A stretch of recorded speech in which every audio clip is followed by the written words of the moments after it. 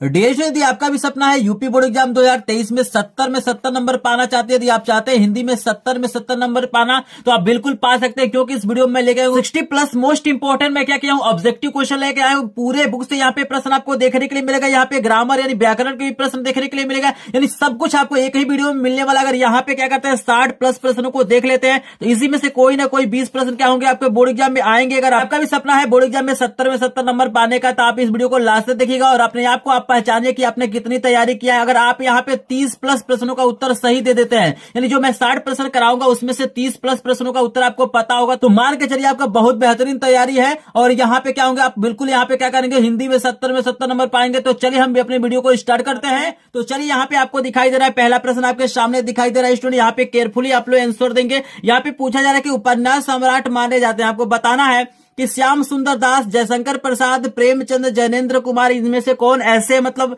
लेखक या कवि है जिन्हें उपन्यास सम्राट माना जाता है। जल्दी से कमेंट सेक्शन में सभी लोग कमेंट करेंगे तो देखिएगा बिल्कुल इसका करेक्ट ऑप्शन हो जाएगा प्रेमचंद्र। यह होप सबको समझ में आ रहा है, एक एक प्रश्न मैं बिल्कुल एक्सप्लेन करके बताऊंगा, आसानी से आपको समझ में आएगा। अगला प्रश्न आपको दिया गया है मेरे स्टूडेंट कि भारत की राष्ट्रभाषा हिंदी किस बोली से मानी जाती है। जल्दी से एक बार कमेंट सेक्शन में बताना है कि भारत की जो राष्ट्रभाषा हिंदी है वो किस बोली से मानी जाती है। अवधी से, ब्रजभाषा से, खड़ी बोली से, बुंदेली से। तो मैं देख पा रहा हूं कि मेरे भाई लोग क्या कर रहे हैं, यहाँ पे सही आंसर दे रहे हैं। तो आप सभी को याद रखना है कि हिंदी की जो बोली होती है वो क्या होती है, खड़ी बोली होती है, आपको याद रखना। अगला प्रश्न आपके सामने लेके आते हैं, 3 नंबर का प्रश्न आपके सामने है कि रानी केतकी की कहानी के लेखक है। आपको बताना है कि जो रानी केतकी की कहानी है उसके लेखक कौन है। जयशंकर प्रसाद है, मुंशी सदा सुखलाल जी है, कि मुंशी इंसा अल्लाह खां है, कि प्रेमचंद्र है। जल्दी से एक बार कमेंट सेक्शन में जल्दी से सभी लोग कमेंट कीजिए। तो बिल्कुल इसका करेक्ट ऑप्शन कई लोग कमेंट में बता रहे हैं कि बिल्कुल सही है। गौ वाला हमारा आंसर क्या हो जाएगा, सही हो जाएगा। मुंशी इंसा अल्लाह खां क्या है, इसके लेखक है। अगला प्रश्न आपके सामने आ गया, देखिएगा 4 नंबर का प्रश्न आपको दिखाई दे रहा है। यहाँ पे पूछा जा रहा है कि हिंदी गद्य साहित्य के जनक माने जाते हैं। मोस्ट इंपोर्टेंट प्रश्न है, बोर्ड एग्जाम 2023 के लिए मोस्ट इंपोर्टेंट प्रश्न है कि हिंदी गद्य साहित्य के जनक किसे माना जाता है। जल्दी से एक बार कमेंट सेक्शन में सभी लोग कमेंट करेंगे। प्रताप नारायण मिश्र को माना जाता है, भरतेंदु हरिश्चंद्र को माना जाता है, श्याम सुंदर दास को माना जाता है, जयशंकर प्रसाद को माना जाता है। जल्दी से सभी लोग कमेंट सेक्शन में कमेंट करेंगे। वीडियो को पूरा का पूरा वॉच कर लीजिए, आपका बहुविकल्पी प्रश्न एक भी हिंदी में नहीं छूटे। आपको पता होना चाहिए अगर हिंदी में आप फेल हो जाते हैं तो सभी सब्जेक्ट में आपको फेल माना जाता है। भले से आपने मैथ में 70 नंबर पाया है, विज्ञान में 70 नंबर पाया है, आपने पूरा का पूरा पूर्णांक पा लिया है, फिर भी अगर हिंदी में आप फेल है तो आपको फेल माना जाता है। तो हिंदी को आपको हल्के में नहीं ले रहा है, वीडियो को लास्ट तक देखिएगा। सही उत्तर आपको मैं बता दूं कि इसका सही उत्तर होगा भरतेंदु हरिश्चंद्र, जो हमारे हैं हिंदी गद्य साहित्य क्या होते हैं, जनक माने जाते हैं, आपको याद रखना है। तो यहाँ पे अगला प्रश्न आपके सामने आ गया है, 6 नंबर का प्रश्न आपको दिखाई दे रहा है। मोस्ट इंपोर्टेंट प्रश्न है कि भारतेंदु युग के लेखक है। आपको बताना है कि इसमें से कौन ऐसे लेखक हैं जो भारतेंदु युग के माने जाते हैं। प्रताप नारायण मिश्र है, रामवृक्ष बेनपुरी जी है, वियोगी हरि जी है, रामविलास शर्मा है। तो जल्दी से एक बार सभी लोग कमेंट सेक्शन में कमेंट करेंगे, मैं चेक करूंगा कितने लोग कमेंट करते हैं। यहाँ पे बिल्कुल काफी लोग सही बता रहे हैं। यहाँ पे प्रताप नारायण मिश्र जो हमारे क्या है भारतेंदु युग के लेखक है, आपको याद रखना है। यहाँ पे चलिए स्टूडेंट इस वीडियो का एक टारगेट रखते हैं। मेरे पास 60 प्लस इंपोर्टेंट प्रश्न है और इस वीडियो का टारगेट हम सिर्फ 50 लाइक रखते हैं। इसका हम टारगेट कितना रखते हैं, केवल 50 लाइक रखते हैं। वीडियो खत्म होते होते आपको क्या करना है, ये टारगेट पूरा करना। अगर आपको प्रश्न समझ में आएंगे, आगे चल के आपको लगेगा कि हाँ प्रश्न इंपॉर्टेंट है, ऐसे ही प्रश्न हमारे बोर्ड एग्जाम में आएंगे, तो इस वीडियो को जरूर लाइक कीजिएगा। चैनल पे नए चैनल को सब्सक्राइब करेंगे, क्योंकि एकमात्र चैनल है जो बोर्ड एग्जाम 2023 की बिल्कुल फ्री में क्या कर रहा है, तैयारी करा रहा है। और मैं डेली लाइव क्लासेज आपको प्रोवाइड कर रहा हूँ। पहली बार मैं क्या कर रहा हूँ, बोर्ड एग्जाम की तैयारी नहीं करा रहा हूँ। इसके पहले देख सकते हैं 2022 में मैंने क्या किया था, तैयारी कराया था और मेरे चैनल से पढ़ के काफी लोग का 95% से ऊपर नंबर आया। स्क्रीन पर आप देख सकते हैं। बिल्कुल इस साल भी अगर आपका टारगेट है 95% से ऊपर नंबर पाने का, तो आज ही मेरे चैनल को सब्सक्राइब कर लीजिएगा। और मैंने जो ग्रुप बनाया है जहां पे मैं क्या करता हूं, मोस्ट इंपोर्टेंट प्रश्नों का पीडीएफ नोट भेजता हूं, विषय के इंपोर्टेंट प्रश्नों का पीडीएफ नोट भेज दिया। अगर आपको नहीं मिला तो आज ही क्या कीजिए, चैनल से जुड़िए और लिंक दिया गया डिस्क्रिप्शन में, ग्रुप को ज्वाइन कीजिए और मुझसे पीडीएफ नोट आप मांगिए। लास्ट में अपना मैं मोबाइल नंबर भी दे दूंगा, वहां पे मुझे कॉल कर सकते हैं, एसएमएस कर सकते हैं और वहां पे मैं क्या करूंगा, आपको पर्सनली पीडीएफ नोट भेज दूंगा। तो चलिए अगला प्रश्न आपके सामने लेके आते हैं, लेकिन टारगेट को जरूर पूरेंगे लेकिन स्टूडेंट टारगेट को जरूर पूरा कीजिएगा। केवल 50 लाइक क्या करना, इसको कंप्लीट करना। अगर आप लोग मोटिवेट करते हैं, चैनल को सपोर्ट करते हैं, वीडियो को लाइक करते हैं, शेयर करते हैं, तो मैं क्या करूंगा, बोर्ड एग्जाम 2023 की पूरी तैयारी कराऊंगा। और बिल्कुल इस बार भी क्या होगा, हमारे स्टूडेंट क्या करेंगे, 95% से ऊपर नंबर लेके आएंगे। अभी भी देर नहीं हुआ है, जल्दी से जल्दी चैनल को सब्सक्राइब कीजिए और ग्रुप को ज्वाइन कीजिए। आपके सामने लेके आते हैं 7 नंबर का प्रश्न। देखिए आपके सामने आ गया है 7 नंबर का प्रश्न, मोस्ट इंपोर्टेंट प्रश्न है। प्रश्न बोल रहा है कि भारतेंदु युग के लेखक हैं। यहां पर भी आपको बताना है कि इसमें से कौन से ऐसे लेखक हैं जो भारतेंदु युग के हैं सभी लोग कमेंट सेक्शन में कमेंट कीजिए। महावीर प्रसाद द्विवेदी है, बालकृष्ण भट्ट है, गुलाब राय है, सरदार पूर्ण सिंह है। जल्दी से सभी लोग कमेंट सेक्शन में बताएंगे। तो यहाँ पे सही उत्तर आपके सामने हो जाएगा बालकृष्ण भट्ट। यहाँ पे एक चीज मैं बता दूं स्टूडेंट कि यहाँ पे मुझसे भी कहीं ना कहीं मिस्टेक हो सकता है, किसी प्रश्न का ऑप्शन मैंने गलत बताया हो तो मुझे प्लीज माफ करिएगा। और यहाँ पे सही कमेंट क्या करेंगे, आप कमेंट कर देंगे कमेंट बॉक्स में, मैं क्या करूंगा उसको पिन कर दूंगा, क्योंकि यहाँ पे इंसान से गलती हो सकता है, हर एक इंसान से क्या होता है गलती होता है। तो यहाँ पे 60 प्लस प्रश्न तो हो सकता है किसी प्रश्न का उत्तर मैं गलत भी बता दिया हूं, तो मुझे आप लोग माफ करिएगा और सही उत्तर क्या करेंगे कमेंट करेंगे। तो चलिए आपके सामने 8 नंबर का प्रश्न दिखाई दे रहा है। यहाँ पे आपको बताना है कि द्विवेदी युग के लेखक हैं, आपको बताना है कि द्विवेदी युग के लेखक कौन है, जल्दी से कमेंट सेक्शन में बताइएगा। यहाँ पे दिया गया है श्रीनिवास दास है, सरदार पूर्ण सिंह है, बालकृष्ण भट्ट है और यहाँ पे दिया गया है इनमें से कोई नहीं। यहाँ पे है इनमें से कोई नहीं। जल्दी से सभी लोग कमेंट सेक्शन में बताइए कौन ऐसे यहाँ पे लेखक हैं जो द्विवेदी युग से संबंधित हैं। जल्दी से कमेंट सेक्शन में बताइएगा, हम चेक करते हैं कौन कौन कमेंट कर रहे हैं। तो यहाँ पे बिल्कुल बहुत सारे लोग यहाँ पे गलत भी आंसर बता रहे हैं। जहां तक मुझे लग रहा है कि इसका सही आंसर होना चाहिए सरदार पूर्ण सिंह हमारे क्या है द्विवेदी युग के लेखक है। आई थिंक सबको समझ में आ रहा है। अगर किसी भी प्रश्न में कोई डाउट होगा, आपको कंफ्यूजन होगा, आपको लग रहा है कि मैंने गलत बताया है, तो एक बार अपने टीचर से या गूगल या यूट्यूब के माध्यम से क्या करेंगे वेरीफाई करेंगे, उसके बाद से कमेंट सेक्शन में कमेंट करेंगे। क्योंकि मैंने भी कोशिश किया है कि जो भी उत्तर बताऊं सही बताऊं, लेकिन मिस्टेक कहीं हो गया होगा तो आप लोग कमेंट सेक्शन में बताइए। अगला प्रश्न आपके सामने है 9 नंबर का प्रश्न है, मोस्ट इंपोर्टेंट प्रश्न है। यहाँ पे पूछ रहा है कि हिंदी की पहली मौलिक कहानी मानी जाती है। आपको बताना है कि हिंदी की पहली मौलिक कहानी किसे मानी जाती है। इंदुमती को माना जाता है, दुलाई वाली को माना जाता है, पंच परमेश्वर को माना जाता है, रक्षाबंधन को माना जाता है। जल्दी से एक बार सभी लोग कमेंट सेक्शन में कमेंट करेंगे। तो बिल्कुल यहाँ पे बहुत खुशी हो रहा है कि यहाँ पे सभी लोग सही कमेंट कर रहे हैं। और जो भी लोग क्या कर रहे हैं कमेंट कर रहे हैं उनको दिल से धन्यवाद, कितना समय इस चैनल पे दे रहे हैं। मेरा टारगेट यही रहेगा कि इस बार भी आपका 95% से ऊपर नंबर आए। इसी कोशिश में डेली आपको लाइव क्लासेस और पीडीएफ नोट प्रोवाइड कर रहा हूं ताकि आपको बेहतरीन तैयारी हो सके। तो यहाँ पे बिल्कुल सही जवाब होगा क वाला, इंदुमती को हम लोग क्या करते हैं पहली मौलिक कहानी मानते हैं। तो चलिए 10 नंबर का भी प्रश्न आपको दिखाई दे रहा होगा। 10 नंबर का प्रश्न है कि निम्नलिखित में से कौन सी रचना उपन्यास है। आपको बताना है कि निम्नलिखित में से कौन सी रचना हमारा क्या उपन्यास है, कामायनी है, गोदान है, साकेत है कि स्कंदगुप्त है। जल्दी से सभी लोग कमेंट सेक्शन में कमेंट करेंगे कि कौन सी ऐसी रचना है जो उपन्यास है। तो यहाँ पे याद रखना है कि जो गोदान है मुंशी प्रेमचंद्र का क्या है हमारे रचना है। ये गोदान जो हमारा क्या है एक तरह का उपन्यास है। आपको याद रखना है, सही आंसर यही होगा। अगला प्रश्न यहाँ पे आपके सामने आ गया 11 नंबर का प्रश्न। 11 नंबर का प्रश्न मोस्ट इंपॉर्टेंट और काफी लोग यहाँ पे कंफ्यूज हो जाएंगे। ये प्रश्न कह रहा है कि आवारा मसीदा गद्य विधा की रचना है। आपको बताना है उपन्यास है, नाटक है, कहानी है कि जीवनी है। तो स्टूडेंट यहाँ पे जल्दी से सभी लोग कमेंट सेक्शन में कमेंट करेंगे कि भाई ये उपन्यास है, नाटक है, कहानी है कि जीवनी है। तो कमेंट को चेक करते हैं, उसके बाद हम आगे बढ़ते हैं। तो यहाँ पे बिल्कुल यहाँ पे सही आंसर हो जाएगा जीवनी, ठीक है ना। आवारा मसीहा क्या है एक जीवनी है, आपको याद रखना है। अगला प्रश्न आपके सामने दिया गया मोस्ट इंपोर्टेंट प्रश्न है 2023 एग्जाम के लिए मोस्ट इंपोर्टेंट प्रश्न है कि चिंतामणि के रचनाकार हैं। आपको याद रखना है कि चिंतामणि के जो रचनाकार है कौन है। जल्दी से कमेंट सेक्शन में बताइएगा। आपके बुक से प्रश्न दिया गया है, मोस्ट इंपोर्टेंट प्रश्न है कि जयशंकर प्रसाद जी हैं, प्रेमचंद्र जी हैं, रामचंद्र शुक्ल हैं कि विनोबा भावे हैं। तो यहाँ पे सही उत्तर आपका हो जाएगा आचार्य रामचंद्र शुक्ल क्या है चिंतामणि के लेखक है। तो यहाँ पे स्टूडेंट हमने करा दिया आपको 12 प्रश्न, लेकिन अभी तक आपने क्या किया है 12 लाइक नहीं किया। तो जो भी स्टूडेंट यहाँ पे कंजूसी कर रहे हैं प्लीज एक बार वीडियो को लाइक कीजिएगा, चैनल पे नए चैनल को सब्सक्राइब करेंगे, क्योंकि एकमात्र चैनल जो बिल्कुल फ्री में बोर्ड एग्जाम 2023 की तैयारी कराता है और कराता रहेगा। और ऐसे ही आप लोग अगर सपोर्ट करते हैं तो बिल्कुल आपका भी टारगेट पूरा होगा और हमारा भी टारगेट पूरा होगा। तो चलिए इसी के साथ हम लोग करते हैं अगले प्रश्न की शुरुआत। लेकिन जल्दी से एक बार बताइए कि 12 में से कितने प्रश्नों का उत्तर आपको पता था। जल्दी से सभी लोग कमेंट सेक्शन में कमेंट करेंगे कि 12 में से कितने प्रश्नों का उत्तर आपको पता था। तो जिनको 5+ प्रश्नों का उत्तर पता था मान के चलिए उनकी तैयारी बहुत बेहतरीन है। और क्या करना आपको तैयारी करना है। तो चलिए आपके सामने लेके आते हैं 13 नंबर का प्रश्न। लेकिन देखिएगा 13 नंबर का प्रश्न जो हमारा होगा फिर से 1 नंबर से चालू होगा। आपको याद रखना है ये जो 13 नंबर का प्रश्न है 1 नंबर से चालू होगा, यानी 12 प्रश्न मान के चलिए यहाँ पे एक्स्ट्रा आपको देखने के लिए मिलेंगे।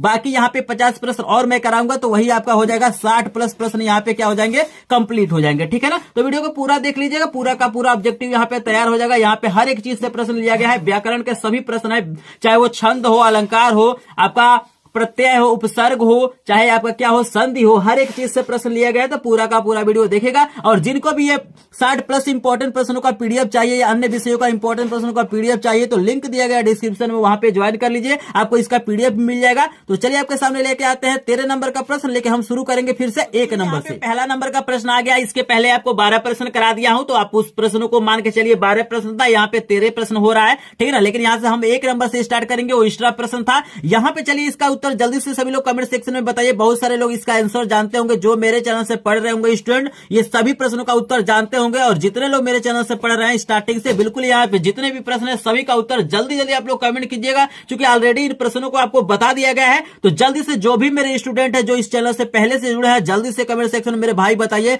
कि मेरी असफलताएं किसकी रचना है। जल्दी से बताइए, प्रेमचंद की, श्याम सुंदर दास की है, कि गुलाब राय की है, कि श्री राम शर्मा का है। जल्दी से सभी लोग कमेंट सेक्शन में बताइए। Self Arya Rai and I am from Dadiya. मेरी क्लास 10th में 90.33% आए हैं एंड मैं इसका श्रेय अपने मम्मी पापा, स्कूल के सभी teachers and EMS with Anurag sir को देना चाहूँगी, क्योंकि उन्होंने हमारी स्टडी को लेकर हमारी बहुत ही ज़्यादा सपोर्ट की है, बहुत ही ज्यादा हेल्प की है। जितने लोग पहले से इस चैनल पे जुड़े हैं, जल्दी जल्दी आपको क्या करना है, सबसे आगे कमेंट करना है। यहाँ पे चेक करते हैं कौन कमेंट कर रहा है। चलिए, बहुत सारे मेरे स्टूडेंट जो पहले से क्या करते हैं इस चैनल पे जुड़े हैं, बिल्कुल सही जवाब दे रहे हैं। यहाँ पे गुलाब राय क्या हो जाएगा, हमारा करेक्ट आंसर हो जाएगा। अगला प्रश्न आपके सामने आ गया है कि चिंतामणि किस विधा की रचना है। इसके पहले आया था कि चिंतामणि किसकी रचना है, और यहाँ पे पूछा गया है कि चिंतामणि किस विधा की रचना है। आलोचना है, एकांकी है, आत्मकथा है, कि यहाँ पे निबंध है। जल्दी से सभी लोग कमेंट सेक्शन में बताइए। तो बिल्कुल सही आंसर होगा निबंध। आपको याद रखना है कि चिंतामणि क्या है, हमारा एक प्रकार का निबंध है। अगला प्रश्न आपके सामने दिया गया है, मोस्ट इंपॉर्टेंट प्रश्न है मेरे भाई, कि ध्रुव सामनी किसकी रचना है। जल्दी से कमेंट सेक्शन में बताइए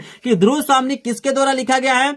आचार्य रामचंद्र शुक्ल के द्वारा लिखा गया है, प्रेमचंद के द्वारा लिखा गया है, जयशंकर प्रसाद के द्वारा लिखा गया है, डॉक्टर राजेंद्र प्रसाद के द्वारा लिखा गया है। जल्दी से सभी लोग कमेंट सेक्शन में बताएंगे तो सही आंसर हो जाएगा जयशंकर प्रसाद। ये हमारा क्या हो जाएगा, करेक्ट ऑप्शन हो जाएगा। अगला प्रश्न आपके सामने दिया गया है कि नीड़ का निर्माण कर किस विधा की रचना है। यहाँ पे आपको बताना है कि नीड़ का निर्माण कर किस विधा की रचना है। जल्दी से सभी लोग कमेंट सेक्शन में बताइएगा। यहाँ पे ऑप्शन ऑलरेडी आपको टिक दिखाई दे रहा होगा, यहाँ पे सही उत्तर होगा आत्मकथा। ये हमारा क्या है, एक तरह की आत्मकथा है। आपको याद रखना है कि जिनको भी पीडीएफ चाहिए, लिंक दिया गया डिस्क्रिप्शन में, टेलीग्राम ग्रुप और व्हाट्सएप ग्रुप को जरूर ज्वाइन कर। अन्य विषयों का भी आपको इंपॉर्टेंट प्रश्न का वीडियो मिल जाएगा और वहां पे पीडीएफ भी मिल जाएगा। अगला प्रश्न आपके सामने दिया गया है कि कलम का सिपाही के लेखक है। आपको बताना है कि कलम का सिपाही के लेखक कौन है। जल्दी से सभी लोग कमेंट सेक्शन में बताइएगा। यहाँ पे देखिएगा गुलाब राय पे आपको टिक दिखाई दे रहेगा, लेकिन बिल्कुल ये गलत आंसर है। यहाँ पे सही जवाब होगा अमृत राय। कलम के सिपाही के जो लेखक है हमारे कौन है, अमृत राय है। तो आपको ऑप्शन पे ध्यान नहीं देना है। यहाँ पे ऑलरेडी क्या किया गया, टिक लगाया गया, लेकिन बिल्कुल यहाँ पे कई जगह गलत भी लगाया गया। तो आपको यहाँ पे टिक लगा के नहीं चलना है कि भाई यहाँ पे टिक लगाया तो यही सही होगा, ऐसा नहीं है,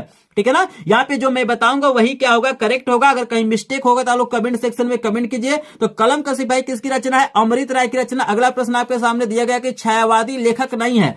आपको जल्दी से कमेंट सेक्शन में बताना है कि इसमें से कौन से ऐसे लेखक हैं जो छायावादी नहीं है। तो जल्दी से कमेंट सेक्शन में बताइए। जयशंकर प्रसाद है, महादेवी वर्मा है, प्रताप नारायण मिश्र है, कि इनमें से कोई नहीं। जल्दी से सभी लोग कमेंट सेक्शन में बताइएगा। चेक करते हैं किनका कमेंट सबसे पहले आता है। चलिए स्टूडेंट, काफी लोग सही जवाब दे रहे हैं। प्रताप नारायण मिश्र हमारे क्या है, छायावादी लेखक नहीं है। तो यहाँ पे आपका काफी प्रश्न हो गया। अगर 12, 6, 18 प्रश्न हो गया, ठीक है ना। तो जल्दी जल्दी सभी लोग कमेंट सेक्शन में बताइए सारे प्रश्न आपको समझ में आ रहा है कि नहीं आ रहा है। कि जल्दी से एक बार वीडियो को लाइक करेंगे और चैनल पे नए हो चैनल को सब्सक्राइब करेंगे, क्योंकि यहाँ पे हर एक विषय के इंपॉर्टेंट प्रश्न कराया था। ऑलरेडी मैंने क्या किया, विज्ञान के 100+, देखिएगा विज्ञान के मैंने 100+ ऑब्जेक्टिव क्वेश्चनों को कराया है। यहाँ पे इंग्लिश के भी मैंने 50+ ऑब्जेक्टिव क्वेश्चनों को कराया है। मैंने सोशल साइंस का भी 50+ ऑब्जेक्टिव क्वेश्चनों को कराया। और इसी प्रश्न में से कोई ना कोई प्रश्न आपके बोर्ड एग्जाम में पूछे जाएंगे। तो जिनको भी विज्ञान का, अंग्रेजी का, हिंदी का, सामाजिक विज्ञान का, कला का, जितने भी आपके सब्जेक्ट है उनको पीडीएफ चाहिए, उन इंपॉर्टेंट प्रश्नों का चाहे वीडियो चाहिए, आप क्या करेंगे, चैनल को सब्सक्राइब करेंगे और लिंक दिया गया डिस्क्रिप्शन में, टेलीग्राम ग्रुप और व्हाट्सएप ग्रुप को ज्वाइन करेंगे। अगर कहीं दिक्कत होता है तो लास्ट में अपना मोबाइल नंबर दूंगा, वहां पे आप लोग मैसेज करेगा, मेरे पास कॉल करेगा, तो मैं पर्सनली जितना भी पीडीएफ आज तक मैंने भेजा है सब क्या करूंगा, आपको सेंड कर दूंगा। तो चलिए अगला प्रश्न आपके सामने लेके आते हैं। तो देखिए सुनिए, अगला प्रश्न आपके सामने आ गया। ये प्रश्न ऑलरेडी मैंने कराया है कि हिंदी की पहली मौलिक कहानी किसे मानी जाती है। तो ये इसका उत्तर तो आपको सभी को पता है, इंदुमती। तो इसको हम छोड़ते हैं। अगला जो प्रश्न है ये भी देखिएगा मैंने कराया था, लेकिन यहाँ पे दो तरीके से प्रश्न को पूछा गया है। पहले मैंने कराया है कि आधुनिक हिंदी साहित्य के जनक माने जाते हैं, तो आपको याद रखना है ये हमारे क्या है, भारतेंदु हरिश्चंद्र है। इसी को पूछ सकता है कि आधुनिक गद्य का जनक माना जाता है, तो यहाँ भी आंसर क्या होगा, वही होगा। अगला प्रश्न आपके सामने दिया गया है, उत्तर काल है मतलब कब से कब तक माना जाता है। कमेंट सेक्शन में कमेंट करना है। इस प्रश्न में हो सकता है कि कंफ्यूजन हो सकता है या जो मैं बता रहा हूं मिस्टेक भी हो सकता है, एक बार चेक कर लेंगे। यहाँ पे सही आंसर जहां तक मुझे लग रहा है 1938 से अब तक होना चाहिए। ये हमारा मतलब हमारे तरफ से करेक्ट आंसर लग रहा है। एक बार आप लोग बुक में वेरीफाई कर लीजिएगा, कहीं कंफ्यूजन होगा। अगर गलत होगा तो कमेंट सेक्शन में कमेंट कीजिएगा। अगला प्रश्न आपके सामने है कि लोकायतन किसकी रचना है। यहाँ पे मोस्ट इंपोर्टेंट प्रश्न आ गया कि लोकायतन किसकी रचना आपको बताना है कि सूरदास का है, महादेवी वर्मा का है, जयशंकर प्रसाद का है कि सुमित्रा नंदन पंत का है। जल्दी से सभी लोग कमेंट सेक्शन में कमेंट कीजिए जी। बिल्कुल यहाँ पे हमारा सुमित्रा नंदन पंत हो जाएगा यहाँ पे सही आंसर। अगला प्रश्न आपके सामने दिया गया है कि प्रयोगवादी काव्यधारा के कवि है। आपको बताना है कि कौन इसमें से ऐसे कवि है जो प्रयोगवादी काव्यधारा के कवि माने जाते हैं। भूषण जी है, बिहारी जी है, अज्ञेय, सुमित्रा नंदन पंत है। तो सही आंसर हो जाएगा अज्ञेय, हमारा क्या हो जाएगा, करेक्ट आंसर हो जाएगा।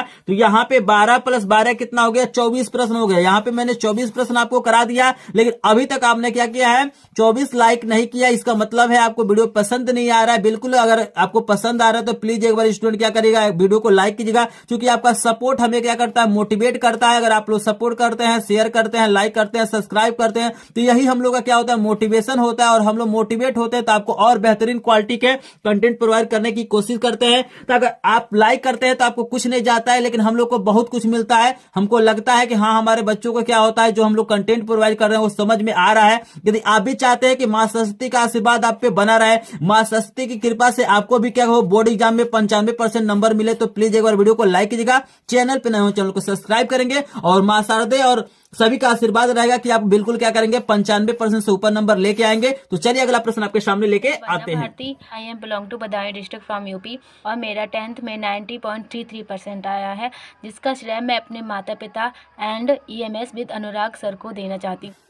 तो देखिए उसने यहाँ पे आ चुका है हमारा 13 नंबर का प्रश्न, लेकिन इसके पहले ऑलरेडी मैंने 12 प्रश्न करा दिया है। तो यहाँ पे कह रहा है आधुनिक युग की मीरा किसे बोला जाता है। मोस्ट इंपोर्टेंट प्रश्न है कि भाई आधुनिक युग का मीरा किसे कहा जाता है। महादेवी वर्मा को कहा जाता है, सुमित्रा सिन्हा को कहा जाता है, सुभद्रा कुमारी चौहान को कहा जाता है, कि इनमें से कोई नहीं। जल्दी से सभी लोग कमेंट सेक्शन में कमेंट करेंगे। तो यहाँ पे सही उत्तर हो जाएगा महादेवी वर्मा को ही हम लोग क्या करते हैं, आधुनिक युग की मीरा बोलते हैं। अगला प्रश्न आपके सामने है कि रीतिकाल की रचना है। आपको बताना है इसमें कौन सी ऐसी रचना है जो रीतिकाल से संबंधित है। साकेत है, बिहारी सतसई है, प्री प्रवास है, गंगा अवतरण है। जल्दी से सभी लोग कमेंट सेक्शन में कमेंट करेंगे। तो सही उत्तर हो जाएगा बिहारी सतसई। थोड़ा समय फास्ट करूंगा क्योंकि मेरे पास बहुत सारे प्रश्न हैं, और मैं कोशिश करूंगा कि कम समय में अधिक प्रश्न हो जाए, ठीक है ना। तो जो भी मेरे स्टूडेंट है पहले से आपको ये सारी चीजें आपको बताया गया है, पूरा का पूरा तैयारी कराया गया है। तो जो पुराने स्टूडेंट हो गए प्लीज एक बार कमेंट सेक्शन में कमेंट करिएगा, और मुझे बताइएगा कि आपने 60+ प्रश्नों में से कितने प्रश्नों का उत्तर सही दिया है। वीडियो को लास्ट में आपको बताना है, और मैं चेक करूंगा कि कितने स्टूडेंटों को मतलब तैयारी हो गया है और कितने लोग ध्यान से पढ़ रहे हैं। तो चलिए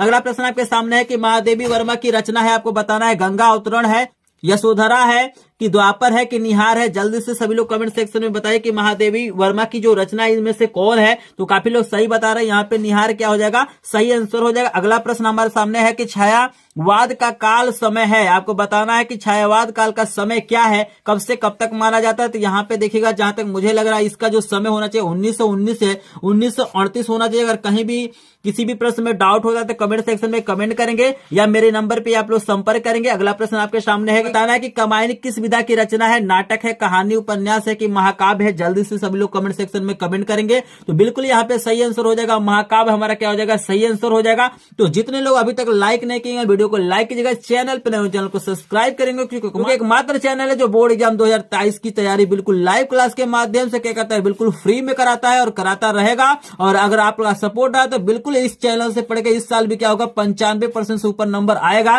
तो चलिए अगला प्रश्न आपके सामने लेके आते हैं। यहाँ पे प्रश्न दिया गया है कि सुमित्रा नंदन पंत की रचना है। यहाँ पे बताना है कि कौन सी ऐसी रचना है जो सुमित्रा नंदन पंत की। ऑप्शन आपको ऑलरेडी टिक दिखाई दे रहा है, लेकिन यहाँ पे देखिए कोई जरूरी नहीं है कि जो ऑप्शन पहले से टिक किया गया है वो ऑप्शन सही भी होगा, वो ऑप्शन गलत भी हो सकता है। तो यहाँ पे आपको अपने माइंड का प्रयोग करना है, उसके बाद से आंसर बताना है। जल्दी से बताइए कौन सा ऑप्शन यहाँ पे सही होगा। तो ग्रंथी यहाँ पे क्या हो जाएगा, ऑप्शन बिल्कुल सही हो जाएगा। तो यहाँ पे आपका हो गया 12 और 18 मिलकर कितना हो गया, 30 प्रश्न हो गया। तो जल्दी से मुझे कमेंट सेक्शन में बता दिए कि 30 में से कितने प्रश्नों का उत्तर आपको पता था।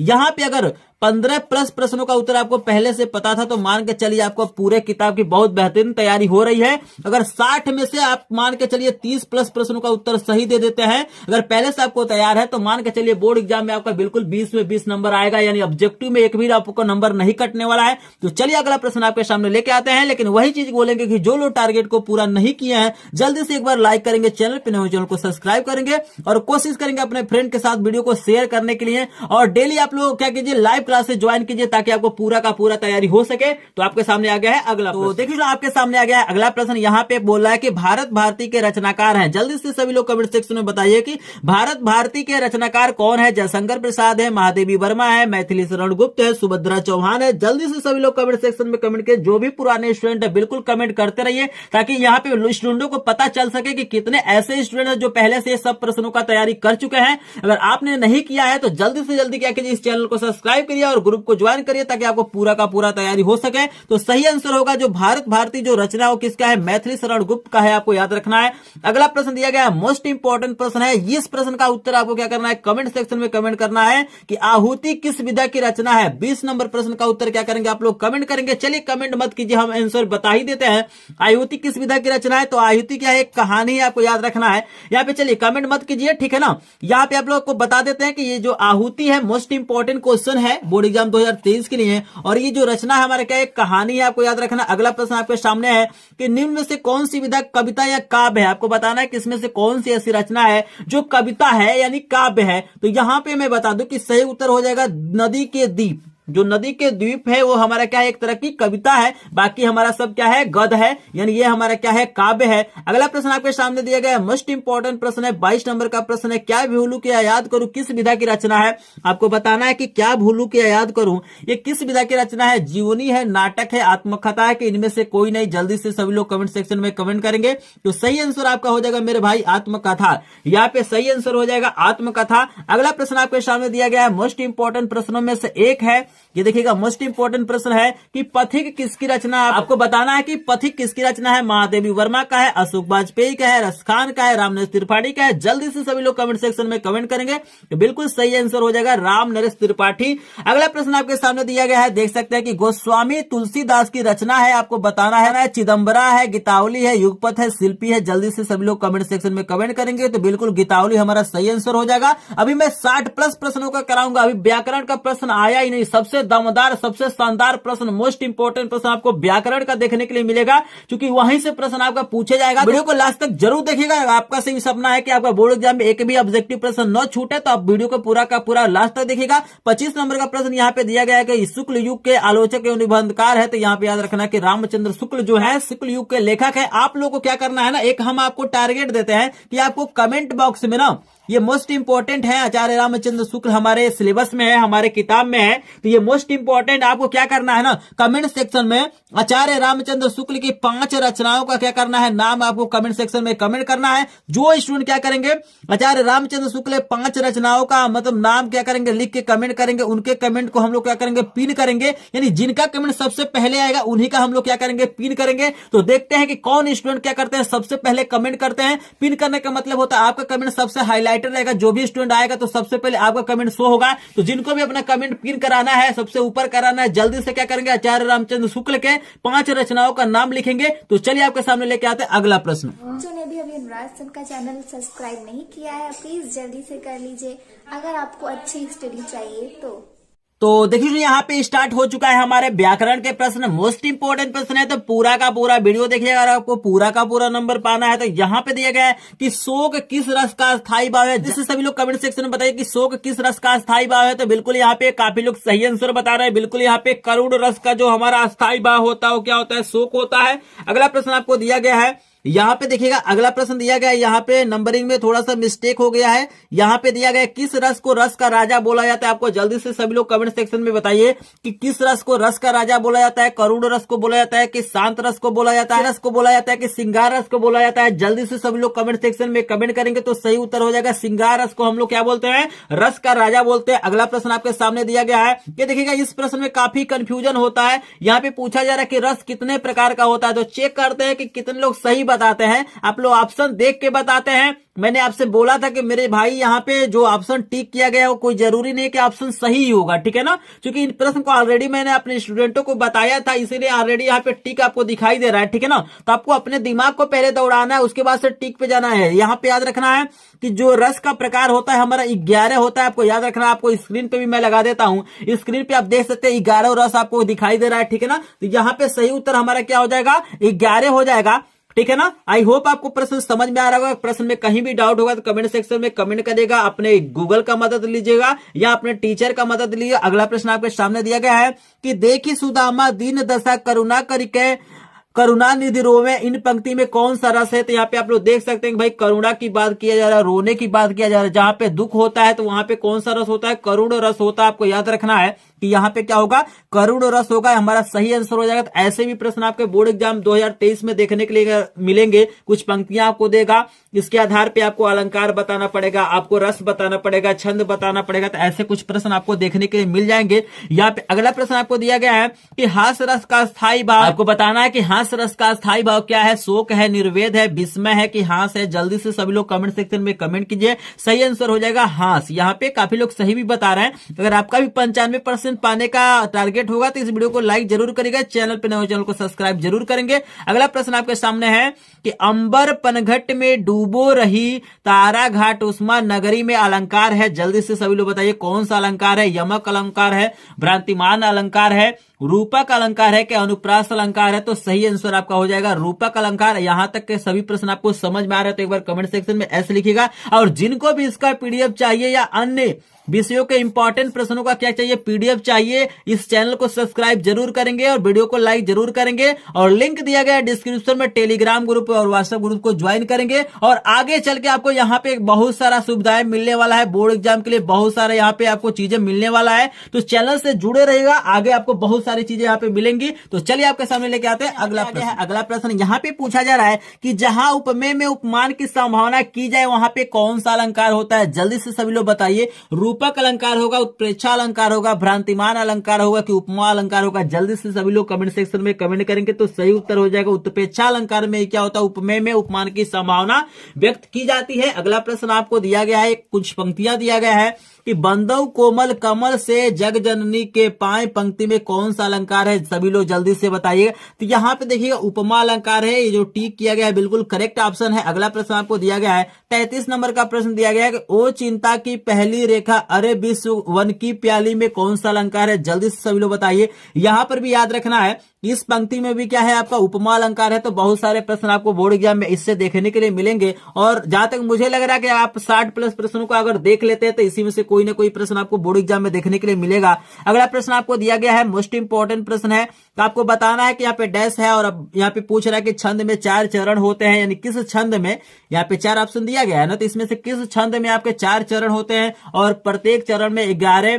13 पर यति के साथ 24 मात्राएं होती हैं। तो जल्दी से सभी लोग कमेंट सेक्शन में कमेंट करेंगे। तो देखिए यहाँ पे जो टिक किया गया है रोला संधि क्या है, बिल्कुल करेक्ट है। इस पे इसलिए टिक किया गया है कि ऑलरेडी मैंने क्या किया, अपने स्टूडेंटों को इस प्रश्नों को बता चुका हूं। यहाँ पे 1 शॉट वीडियो में मैं क्या कर रहा हूँ, 50 प्रश्नों को बता रहा हूँ, ठीक है ना। ऑलरेडी मैंने 25 प्रश्नों को बता दिया है, ठीक है ना। तो यहाँ पे चलिए 35 नंबर का प्रश्न आपके सामने दिया गया है। मोस्ट इंपॉर्टेंट प्रश्न है कि नील सरोवर श्याम तरुण अरुण वारिज नयन करऊं मम डर धाम सदा क्षीर छागर शयन। यहाँ पे बताना है कि कौन सा छंद है। जल्दी से सभी लोग कमेंट सेक्शन में बताइए। चौपाई है, सवैया है, सोरठा है कि बरवे है। जल्दी से सभी लोग कमेंट सेक्शन में बताएंगे तो यहाँ पे काफी मेरे स्टूडेंट हैं जो सही जवाब दे रहे हैं, चूंकि इसके पहले जो लोग पढ़े होंगे इन प्रश्नों को आसानी से बता सकते हैं। यहाँ पे बिल्कुल यहाँ पे क्या है, सही आंसर हमारा सोरठा हो जाएगा। इस पंक्तियों में कौन सा छंद है, तो सोरठा है। और जिनको भी प्रत्येक विषय के 1000+ इंपॉर्टेंट प्रश्नों का पीडीएफ चाहिए, यहाँ पे क्या करेंगे, डिस्क्रिप्शन में दिए गए लिंक को आप लोग क्लिक करके आप लोग ग्रुप में ज्वाइन हो जाइए।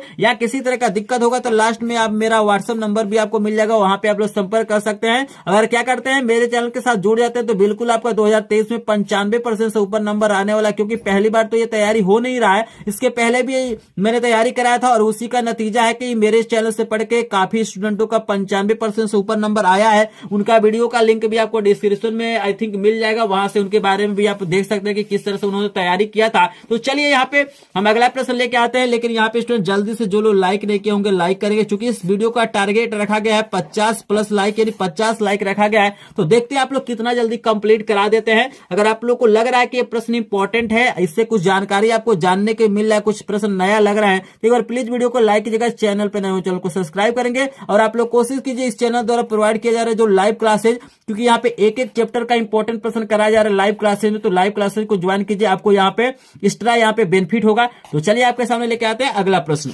तो यहाँ पे देखिए आपके सामने आ गया है 36 नंबर का प्रश्न। यहाँ पे कह रहा है कि देवागमन में कौन सी संधि, आपको बताना है कि देवागमन में कौन सी संधि है। तो यहाँ पे याद रखना कि इसमें क्या है, यण संधि है, काफी लोगों को पता भी होगा। अगला प्रश्न दिया गया है कि प्रत्येक में कौन सी संधि है, आपको बताना है कि जो प्रत्येक शब्द इसमें कौन सी संधि है। तो सही जवाब जल्दी से कमेंट सेक्शन में बताइएगा।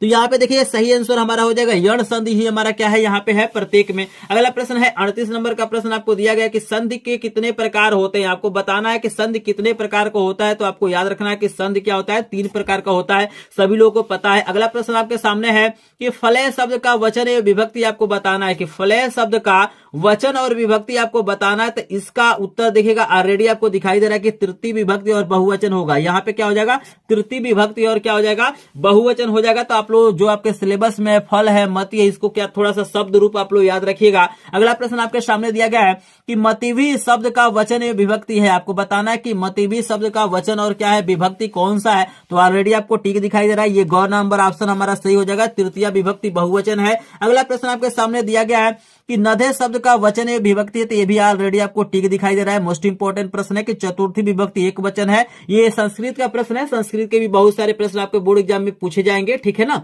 और यहाँ पे अगला प्रश्न आपको दिया गया है कि मधुनी शब्द का आपको बताना है कि वचन एवं विभक्ति है, तो यहाँ पे हो जाएगा प्रथमा विभक्ति बहुवचन, ठीक है ना। तो यहाँ तक का प्रश्न आपको क्लियर है। आगे अभी बहुत सारे प्रश्न है, तो वीडियो को पूरा का पूरा देखिएगा, टारगेट को एक बार जरूर पूरा कीजिए। चलिए आपके सामने लेके आते हैं अगला प्रश्न। अगला प्रश्न आपके सामने आ गया है, मोस्ट इंपोर्टेंट प्रश्न है कि अपठित धातु का वचन एवं पुरुष आपको बताना है। तो जल्दी से सभी लोग कमेंट सेक्शन में कमेंट कीजिए। दी वचन प्रथम पुरुष है कि उत्तम पुरुष बहुवचन है, कि प्रथम पुरुष एक वचन है, कि मध्यम पुरुष द्विवचन है। तो सही आंसर हो जाएगा ख वाला, प्रथम पुरुष एक वचन है। हंसती धातु का वचन और पुरुष आपको बताना है कि हंसती धातु का वचन और पुरुष क्या होगा। तो जल्दी से सभी लोग कमेंट सेक्शन में कमेंट कीजिए। तो सही उत्तर हो जाएगा एक वचन प्रथम पुरुष, ये हमारा हो जाएगा करेक्ट ऑप्शन। अगला प्रश्न आपके सामने दिया गया, प्रत्यय के कितने भाग होते हैं। तो आपको याद रखना है कि प्रत्यय के 2 भाग होते हैं। अगला प्रश्न है कि घी का तत्सम रूप है, तो जल्दी से सभी लोग कमेंट सेक्शन में बताइए कि घी का तत्सम रूप क्या होगा। तो इसका सही रूप हो जाएगा घृत हो जाएगा। अगला प्रश्न आपके सामने दिया गया है कि पृथ्वी का पर्यायवाची शब्द है। तो आपको याद रखना है कि पृथ्वी का पर्यायवाची शब्द इसमें से मही है। अगला प्रश्न आपके सामने है कि पंचवटी में कौन सा समास है। जल्दी से सभी लोग कमेंट सेक्शन में बताइए कि पंचवटी शब्द में कौन सा समास है। तो सही उत्तर आपको हो जाएगा द्विगु समास। अगला प्रश्न आपके सामने दिया गया है कि आभास में कौन सा उपसर्ग है। तो आपको याद रखना कि आभास में आ उपसर्ग है, ठीक है ना। यही हमारा क्या था 60+ इंपॉर्टेंट प्रश्नों का ये वीडियो था। आई थिंक आपको सभी प्रश्न समझ में आ गया होंगे। अगर प्रश्न समझ में आया, आपको प्रश्न इंपॉर्टेंट लगा होगा, कुछ सीखने के लिए मिला होगा, तो प्लीज एक बार वीडियो को लाइक कीजिएगा। चैनल पर नए हो चैनल को सब्सक्राइब करेंगे। मिलता है नेक्स्ट वीडियो में। अगर आपने क्या किया है, विज्ञान के 100 प्रश्नों का वीडियो नहीं देखा है तो इन पे ये वीडियो नजर आ रहा है, उसको देख लीजिएगा। और अंग्रेजी के भी यहाँ पे मैं लगा देता हूँ 50 इंपॉर्टेंट प्रश्न, इसका भी वीडियो देख लीजिएगा। तो चढ़ के यहाँ पे क्या क्या प्रश्नों को लिया है, तो इसलिए मैं बोल रहा हूँ वीडियो को लास्ट तक देखिएगा। और साथ ही साथ आपको क्या करना है, यहाँ पे आपको देखना है, अपने आप को पहचानना कि आप 50 में से कितने प्रश्नों का उत्तर दे सकते हैं। यदि 50 50 में से आप 30 प्रश्नों का उत्तर आपको पता है तो मान के चलिए आपका हिंदी का बहुत बेहतरीन तैयारी हो रहा है। तो अपने आप को भी आप लोग जांचिए और साथ ही साथ 50 इंपॉर्टेंट प्रश्नों को भी क्या कीजिए, आप तैयार कीजिए। तो इस वीडियो को चलिए स्टार्ट करते हैं। तो देखिए सुनिए, यहाँ पे सबसे पहला प्रश्न आपके सामने आ रहा है कि हिंदी का प्रथम नाटक है। आपको कमेंट सेक्शन में बताना है कि हिंदी का प्रथम नाटक है। तो मैं चेक कर रहा हूं कौन कौन कमेंट कर रहा है। यहाँ पे जल्दी देखिएगा, सती प्रताप है, नल दमयंती है, कि कामना है, कि नहुस है। तो कुछ लोग बता रहे हैं सती प्रताप भी बता रहे हैं, कुछ लोग कामना बता रहे हैं, कुछ लोग नहुस बता रहे हैं। मैं बर्बाद नहीं करूंगा क्योंकि मेरे पास 50 प्रश्न है, तो मुझे क्या करना है, कम समय में अधिक प्रश्नों को कराना है। तो यहाँ पे जो आपका आंसर बिल्कुल, कुछ लोग नहुस बता रहे हैं, बिल्कुल करेक्ट है। यहाँ पे चौथा वाला जो ऑप्शन आपको दिखाई दे रहा है, ये वाला बिल्कुल करेक्ट ऑप्शन, यानी हिंदी का प्रथम नाटक किसे माना जाता है, तो नहुस को माना जाता है। क्लियर है? हाँ, बिल्कुल बिल्कुल सही क्वेश्चन। चलिए यहाँ पे दूसरा प्रश्न आपके सामने आ चुका है कि निम्नलिखित में से कौन सी रचना नाटक है। यहाँ पे देखिएगा, मोस्ट इंपॉर्टेंट क्वेश्चन आपके सामने आ गया है कि निम्न में से कौन सी ऐसी रचना है जो क्या है, नाटक है। कमेंट सेक्शन में जल्दी से बताइए, गोदान है, निंदा रस है, कि चंद्रगुप्त है, कि नमक का दरोगा है। जल्दी से आप लोग कमेंट सेक्शन में बताइए। कुछ लोग गोदान को भी बता रहे हैं, कुछ लोग चंद्रगुप्त बता रहे हैं, कुछ लोग नमक का दरोगा बता रहे हैं। तो जल्दी से सभी लोग कमेंट सेक्शन में कमेंट कीजिएगा। चलिए बिल्कुल बिल्कुल, काफी लोग सही आंसर कर रहे हैं। तो यहाँ पे जो आंसर हो जाएगा चंद्रगुप्त, हमारा क्या हो जाएगा, सही हो जाएगा। यानी चंद्रगुप्त जो हमारा है एक क्या है, नाटक है और काफी इंपॉर्टेंट है। क्लियर है? हाँ, सबको क्लियर है ना? चलिए इसके बाद देखते हैं प्रश्न नंबर 3 हमारे सामने क्या आता है। प्रश्न नंबर 3 देखिएगा, काफी इंपॉर्टेंट प्रश्न आपके सामने दिखाई दे रहा है। प्रश्न नंबर 3 हमारे सामने दिया गया है कि हिंदी एकांकी का जनक माना जाता है। आपको बताना है कि निम्न में से कौन से ऐसे कवि या लेखक है जिनको क्या किया जाता है, हिंदी एकांकी का जनक माना जाता है। तो जल्दी से सभी लोग कमेंट सेक्शन में कमेंट कीजिए। तो कुछ लोग बता रहे हैं मोहन राकेश को बता रहे हैं, कुछ लोग दूसरा वाला भी बता रहे हैं। तो यहाँ पे देखिएगा, मैं बता दूं भाई, यहाँ पे जो एकांकी का जो जनक माना जाता है, यहाँ पे जो सबसे फेमस है वो हमारे हैं उपेंद्र नाथ अस्क जी हैं। देखिएगा, हिंदी एकांकी का जनक किसे माना जाता है, उपेंद्र नाथ अस्क। किसी भी प्रश्न में कहीं डाउट होता है, आपको अगर लगता है कि मैंने गलत बताया तो आप लोग कमेंट सेक्शन में जरूर बताइएगा। अगर कहीं डाउट लगेगा तो आप लोग गूगल में सर्च करके देख लीजिए। वैसे मैंने सर्च करके ही इन प्रश्नों को लिखा है। यहाँ पे 100% मैंने कोशिश किया है कि सही उत्तर यहाँ पे लिखा जाए। यहाँ पे चलिए चौथा प्रश्न आपके सामने आ गया है कि हिंदी का पहला मौलिक उपन्यास कौन सा है। आपको बताना है कि हिंदी का पहला मौलिक उपन्यास कौन सा है। जल्दी से सभी लोग कमेंट सेक्शन में कमेंट करेंगे। यहाँ पे कुछ लोग आनंद मत को बता रहे हैं, कुछ लोग तितली भी बता रहे हैं, कुछ लोग गबन बता रहे हैं, कुछ लोग परीक्षा गुरु। हाँ, तो यहाँ पे बिल्कुल करेक्ट आंसर जो पहला मौलिक उपन्यास है आपका परीक्षा गुरु है, यानी दूसरा वाला ऑप्शन क्या हो जाएगा, यहाँ पे सही हो जाएगा। क्लियर है? हाँ हाँ, बिल्कुल बिल्कुल, काफी लोग सही भी बता रहे हैं। चलिए मेरे साथ आप लोग अपने आप को पहचानिए कि 50 में से 30 प्रश्नों का उत्तर आप सही दे देते हैं तो मान के चलिए आपका प्रिपरेशन बहुत अच्छा है। अगर नहीं दे पाते तो अपने प्रिपरेशन को क्या करेंगे, और अच्छे से बनाएंगे। और चूंकि यहाँ पे 50 प्रश्न देख लेते हैं तो इन्हीं में से कोई ना कोई 20 प्रश्न आपको बोर्ड एग्जाम में देखने वाले हैं। तो चलिए इस वीडियो को और आगे बढ़ाते हैं और आपके सामने लेकर आते हैं प्रश्न नंबर 5 को। यहाँ पे प्रश्न नंबर 5 काफी इंपॉर्टेंट है। उपन्यास विधा की रचना है। आपको बताना है, यहाँ पे कुछ रचनाओं का नाम लिखा गया है। यहाँ पे आपको बताना है कि कौन उपन्यास है। तो जल्दी से कमेंट सेक्शन में कमेंट करिएगा। मैं देख रहा हूं कौन कौन कमेंट कर रहा है। तो कुछ लोग बता रहे हैं पहला, कुछ लोग दूसरा, कुछ लोग चौथा, कुछ लोग तीसरा।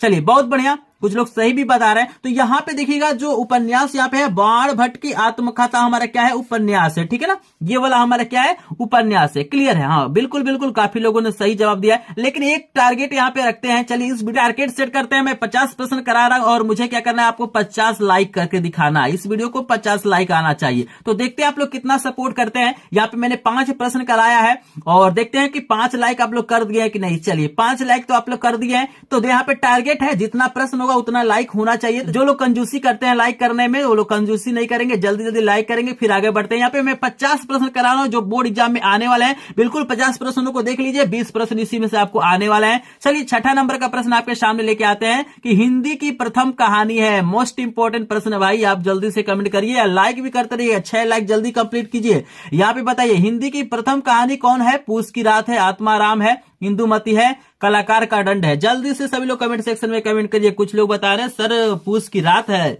पूस की रात। नहीं भाई, पूस की रात नहीं है। जल्दी से बताइए। कुछ लोग चौथा बता रहे हैं, कुछ लोग दूसरा बता रहे हैं। बिल्कुल बिल्कुल करेक्ट ऑप्शन, बिल्कुल। कुछ लोग सही भी बता रहे हैं, तीसरा वाला बिल्कुल करेक्ट है। इंदुमती को हिंदी का प्रथम कहानी माना जाता है। क्लियर है? प्रश्न नंबर 6 तक सबको क्लियर है? जल्दी से लाइक करिए। हाँ, चैनल पे नए हो चैनल को सब्सक्राइब भी करेंगे, क्योंकि एकमात्र चैनल है जो बोर्ड एग्जाम की पूरी आपको तैयारी बिल्कुल फ्री में कराता है। फ्री में लाइव क्लासेस, पीडीएफ नोट आपको दिया जाता है, मैराथन क्लास दिया जाता है। बहुत सारे लोग, हजारों लोग क्या करें, इसका लाभ ले रहे हैं। तो जल्दी से जल्दी आप लोग भी ग्रुप ज्वाइन कर लीजिए, लिंक दिया गया डिस्क्रिप्शन में। चैनल को सब्सक्राइब कर लीजिए, पूरा का पूरा आपको लाभ मिलने वाला है। तो क्लियर है? हाँ, चलिए सबको क्लियर है। चलिए प्रश्न नंबर 7 आपके सामने लेके आते हैं, मोस्ट इंपोर्टेंट प्रश्न। वीडियो को लास्ट तक जरूर देखिएगा। अगर आपको पाना है हिंदी में पूरा का पूरा नंबर, तो इस वीडियो को लास्ट तक देखिएगा, क्योंकि आपको पता है कि हिंदी में अगर कोई फेल हो जाता है तो पूरे विषय में फेल माना जाता है। तो मैं आशा करूंगा कि इस बारी कोई फेल ना हो। तो चलिए प्रश्न नंबर 7 आपके सामने लेके आते हैं। चलिए सुना, आपके सामने आ चुका है प्रश्न नंबर 7। काफी इंपोर्टेंट प्रश्न आपके सामने दिखाई दे रहा है। यहाँ पे बताना है भाई, हिंदी के प्रथम कहानीकार है। जल्दी से आप लोग बताइए, हिंदी के प्रथम कहानीकार कौन है? आपको कमेंट सेक्शन में कमेंट करना भाई। जो इसने पहली कहानी लिखा होगा, इंदुमती आपका पहला क्या है, कहानी है, तो उसके जो लेखक होंगे वही क्या होंगे, हिंदी के प्रथम कहानीकार होंगे। तो जल्दी से मुझे कमेंट सेक्शन में सभी लोग बताइए कौन है। हाँ, तो कुछ लोग जयशंकर प्रसाद को बता रहे भाई, जयशंकर प्रसाद जी नहीं है पहले कहानीकार। जल्दी से यशपाल जी भी नहीं है। आप लोग का देखिएगा, पहले जो कहानीकार हैं वो हमारे हैं, आपको याद रखना है, किशोरीलाल गोस्वामी जी है। इन्हीं को माना जाता है प्रथम कहानीकार माना जाता है। और इन्होंने ही क्या किया था, इंदुमती जो प्रथम हमारी कहानी है ना, पहली कहानी, उसका लेखक है। क्लियर है? तो किशोरीलाल गोस्वामी को आप लोग याद रखेंगे। अगला प्रश्न आपके सामने लेके आते हैं, 8 नंबर का प्रश्न है कि आलोचना विधा का प्रारंभ हुआ। हिंदी में आलोचना विधा का प्रारंभ कब से हुआ है? शुक्ल युग से हुआ है, द्विवेदी युग से हुआ है, छायावादी युग से हुआ है, भारतेंदु युग से हुआ है। जल्दी से सभी लोग कमेंट सेक्शन में कमेंट कीजिए। कुछ लोग बता रहे हैं भैया शुक्ल युग से, कुछ लोग छायावादी भी बता रहे हैं। हाँ बिल्कुल, चलिए बिल्कुल कुछ लोग सही जवाब दे रहे हैं। बिल्कुल 8 नंबर का जो उत्तर होगा ना, भारतेंदु युग से। देखिएगा, हिंदी आलोचना का जो प्रारंभ हुआ था आपका कहां से हुआ था, भारतेंदु युग से हुआ था। अगर कहीं डाउट होगा तो आप लोग कमेंट सेक्शन में कमेंट करेंगे, और आप लोग गूगल में भी क्या करेंगे, सर्च करेंगे। यहाँ पे चलिए 9 नंबर का प्रश्न आपके सामने लेके आते हैं। आचार्य रामचंद्र शुक्ल का रचना है। मोस्ट इंपोर्टेंट प्रश्न है, जल्दी से इसका उत्तर तो सबको पता होगा। बिल्कुल भाई, बिल्कुल सबको पता है। बिल्कुल हाँ, जल्दी से बताइए। इसमें तो मोस्ट इंपोर्टेंट प्रश्न भाई, इसमें कुछ करना ही नहीं है। क्या है, चिंतामणि क्या है, आचार्य रामचंद्र की क्या है, रचना है। इसको याद रखेंगे ना, मोस्ट इंपोर्टेंट प्रश्न है। देखिएगा, ये मोस्ट इंपोर्टेंट प्रश्न है, बहुत बार ये प्रश्न पूछा जाता है। क्लियर है? चलिए 10 नंबर प्रश्न आपके सामने आ गया है कि आवारा मसीहा किस विधा की रचना है। जल्दी से बताइए। कुछ लोग नाटक बता रहे हैं, कुछ लोग उपन्यास, कुछ लोग कहानी, कुछ लोग जीवनी। जल्दी से कमेंट सेक्शन में बताइए। मैं यहाँ पे बता दूं, जो हमारा ऑप्शन सही होगा यहाँ पे, आवारा मसीहा क्या है, जीवनी है। आवारा मसीहा क्या है, जीवनी है। क्लियर है? किसी को कोई डाउट तो नहीं है? आप लोग जल्दी से लाइक का टारगेट पूरा करिए, कंजूसी नहीं करना भाई इस बारी। जो लोग टारगेट पूरा करेंगे उनका कुछ अच्छा समाचार मिलेगा, उन्हीं का बोर्ड एग्जाम में क्या होगा, अच्छा नंबर आएगा। तो चलिए, जिनको भी अच्छा नंबर पाना है, 70 में 70 नंबर पाना है, 95% पाना है, 96% पाना है, 97% पाना है, एक बार वीडियो को लाइक जरूर करेंगे, क्योंकि क्वेश्चनों को ढूंढने में काफी समय लगता है। और काफी इंपॉर्टेंट प्रश्न आप खुद पूछिएगा किसी से, भाई ये जो प्रश्न मैंने बताया है इंपॉर्टेंट है कि नहीं है, आप लोग खुद बताइएगा कमेंट सेक्शन में। आप लोग मुझे जल्दी से बताइए कि 10 में से कितना प्रश्नों को आपने लोगों ने कर लिया, मतलब 10 में से कितने प्रश्नों का उत्तर आपको पता था। मैं बोला हूं ना, 50 में से 30 प्रश्नों का अगर उत्तर पता होगा तो मान के चलिए आपकी प्रिपरेशन बहुत अच्छी हो रही है। तो जल्दी से मुझे बताइए 10 में से कितने प्रश्नों का उत्तर आपको पता था। कुछ लोग 5 बता रहे हैं, कुछ लोग 7, कुछ लोग 8, कुछ लोग 9, कुछ लोग 10 भी बता रहे हैं। चलिए, बहुत अच्छी बात है, बहुत अच्छी बात है। जिनको 10 में 10 पता था, बहुत अच्छी बात है। मैंने 50 प्रश्न लिया है, और आप देखिए कितना प्रश्नों का उत्तर आप लोग दे सकते हैं। चलिए जल्दी से कमेंट सेक्शन में बताइए। 11 नंबर प्रश्न का उत्तर बताइए। प्रथम डायरी के लेखक हैं, मतलब डायरी के प्रथम लेखक हैं। डायरी एक विधा होती है, तो आपको बताना है प्रथम डायरी के लेखक कौन है। जल्दी से कमेंट सेक्शन में बताइए। इलाचंद्र जोशी है, नरदेव शास्त्री है, मोहन जोशी है, रामधारी सिंह दिनकर है। तो कुछ लोग का कमेंट आ रहा है रामधारी सिंह दिनकर, चौथा सबसे अधिक कमेंट आ रहा है। तो जल्दी से एक बार बताएंगे, चेक करते हैं यहाँ पे। हाँ बिल्कुल, इसका जो आंसर होगा आपको याद रखना, नरदेव शास्त्री। ठीक है ना, वेद तीर्थ। देखिएगा यहाँ पे लिखा हुआ है, इनका नाम है, ये टाइटल जोड़ा गया है वेद तीर्थ, यानी नरदेव शास्त्री क्या है, प्रथम डायरी के लेखक माने जाते हैं। क्लियर है? सभी को क्लियर है? हाँ, कुछ लोगों ने सही भी दिया, कुछ लोगों ने गलत भी दिया। जो लोग गलत होंगे उन लोग एक बार सही कर लेंगे अपने आप को। चलिए 12 नंबर का प्रश्न आपको लेके आते हैं। मोस्ट इंपोर्टेंट प्रश्न देखिए भाई, ये मोस्ट इंपोर्टेंट प्रश्न है कि प्रेमचंद्र किस पत्रिका के संपादक थे। आपको बताना है कि भाई मुंशी प्रेमचंद्र किस पत्रिका के संपादक थे। पत्रिका वाला भी याद रखिएगा, किस किस लेखक ने कौन सी पत्रिका संपादित किया था। तो कुछ लोग बता रहे हैं कि हंस बता रहे हैं, कुछ लोग सरस्वती कुछ लोग चांद भी बता रहे हैं। मोस्ट इंपॉर्टेंट प्रश्न है, देखिएगा बिल्कुल बिल्कुल कुछ लोग सही भी बता रहे हैं, तो चौथा यहाँ पे करेक्ट है। प्रेमचंद ने हंस पत्रिका का क्या किया था, संपादन किया था, बिल्कुल सही आंसर है। चलिए भाई थोड़ा सा प्रश्न को हम फास्ट करेंगे क्योंकि बहुत सारा प्रश्न है, काफी समय लग जाएगा। यहाँ पे 13 नंबर का प्रश्न आपके सामने लेके आता है, इनमें से हिंदी का प्राचीनतम महाकाव्य कौन सा है। देखिएगा इसमें काफी लोग कंफ्यूज रहते हैं, यहाँ पे काफी लोग कंफ्यूज भी है। देखिएगा आंसर भी मैं देख रहा हूँ, काफी लोग बता रहे हैं रामचरितमानस। मैंने आपसे पूछा है कि इनमें से हिंदी का प्राचीनतम महाकाव्य कौन सा है, कुछ लोग रामचरितमानस नहीं, बहुत सारे लोग रामचरितमानस को बता रहे हैं। 13 नंबर प्रश्न का उत्तर जल्दी से बताइए। हाँ, यहाँ पे जो आपको याद रखना है, इसका जो आंसर होगा ना पृथ्वीराज रासो होगा, रामचरितमानस नहीं होगा, यहाँ पे होगा पृथ्वीराज रासो। ये क्या है, हिंदी का प्राचीनतम क्या है, महाकाव्य है। क्लियर है, 13 नंबर तक किसी को कोई डाउट नहीं है, सबको समझ में आ रहा है। जिनको समझ में आ रहा है वाई वाई लिखिए, जिनको नहीं समझ में आ रहा है नो नो लिखिए। और आप लोग लाइक का टारगेट जरूर पूरा कीजिएगा, 50 प्रश्न होते होते 50 लाइक एक बार कर देना बिल्कुल।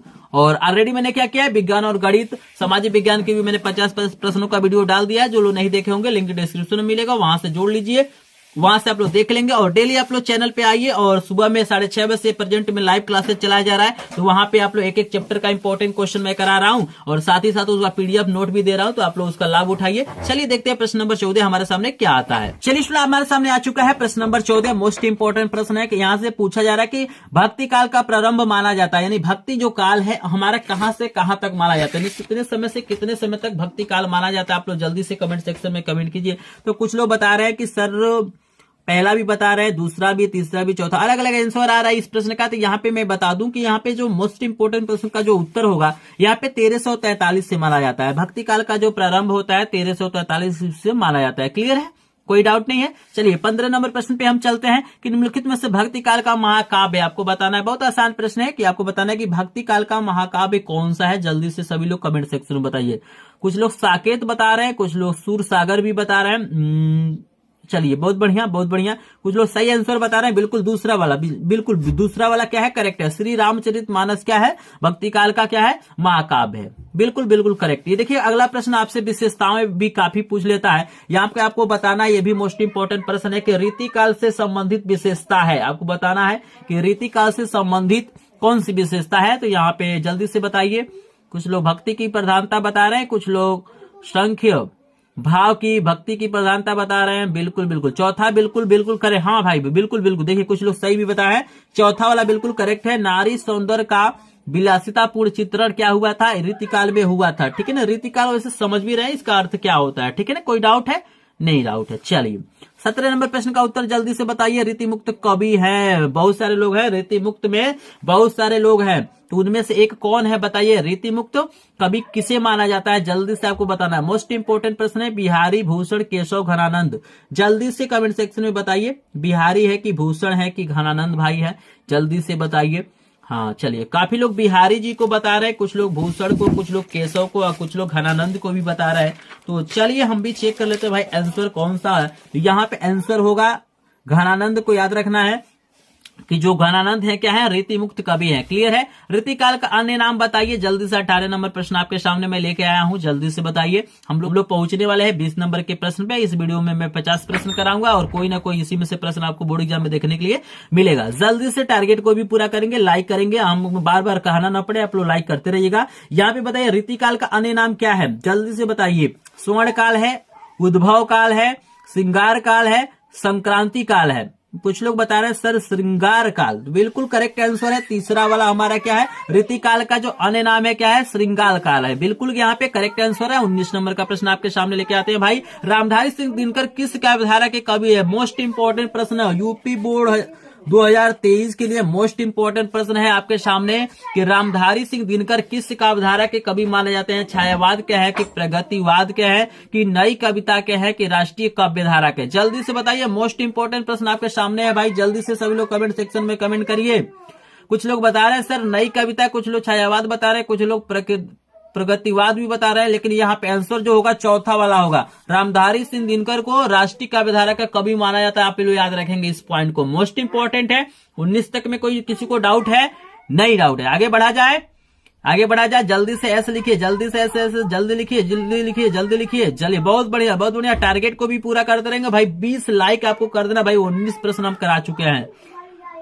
चलिए बहुत बढ़िया, 20 नंबर प्रश्न आपके सामने लेके आते हैं। भाई आपके सामने आ चुका है 20 नंबर का प्रश्न है, लोकायतन किसकी रचना, आपको बताना है लोकायतन किसकी रचना है। जल्दी से सभी लोग कमेंट सेक्शन में कमेंट करेंगे।